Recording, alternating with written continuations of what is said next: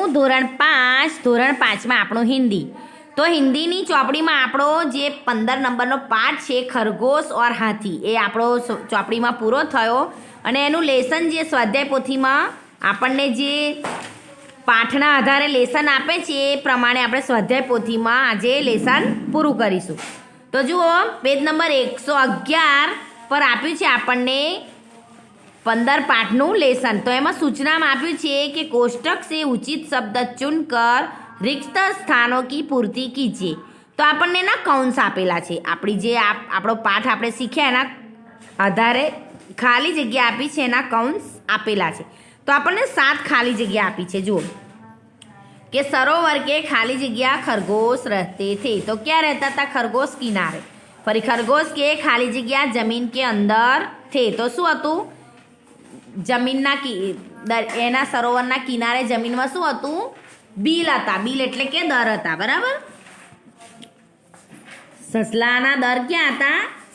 સરોવરના કિનારાની જમીનની નીચે દર હતા. બરાબર. ફરી એ પ્રમાણે જુઓ નંબર 3 પર કે જંગલ મેં હાથીઓ કા ખાલી જગ્યા આયા. તો ઝુંડ.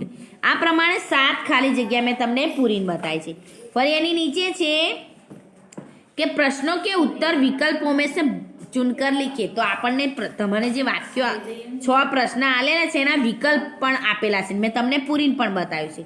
તો જુઓ અહીંયા નંબર 1 પર છે કે પૂર્ણમાસી કા ચાંદ कैसा होता है. તો ગોલ. મેં લખીને તમને બતાવ્યું છે. એ પ્રમાણે તમારે પૂરવાનું છે અને યાદ રાખવાનું છે. ફરી એની નીચે છે કે નિમ્નલિખિત શબ્દો કે વિરોધાર્થી શબ્દ લીખીએ. તો આ જે શબ્દો આલ્યા છે એના વિરોધાર્થી શબ્દ આપણે લખવાના છે. તો નરમ તો સખત, ગીલા સૂખા, રાત તો દિન, બહુત તો કમ, પ્રસન્ન તો અપ્રસન્ન ને નારાજ એટલે ખુશ. બરાબર. આ શબ્દોને લખવાના છે ને યાદ પણ તમારે કરવાના છે. ફરી એની નીચે છે કે નિમ્નલિખિત મહાવરો કે અર્થ लिखकर વાક્યો में પ્રયોગ કીજીએ. તો આપણને મહાવરા આપેલા છે. કુલ 3 મહાવરા આપેલા છે, 4. એમાં નંબર 1 પર લખ્યું છે ફૂલા ન સમાના એટલે કે અત્યંત ખુશ હોના. તો એનું વાક્ય છે કે मीना स्कूल में प्रथम नंबर आई इसलिए वह फूली न समाई. ફરી નંબર 2 પર કે ऊंचे चढ़ना એટલે प्रगति करना.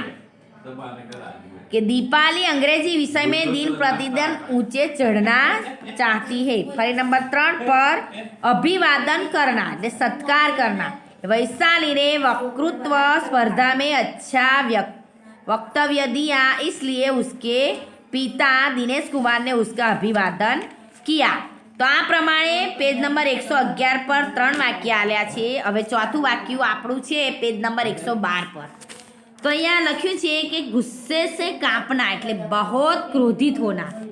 તો એનું વાક્ય છે કે પુત્રને ચોરી કી યહ માલુમ હોને પર પિતાજી ગુસ્સે સે કાંપ રહે થે.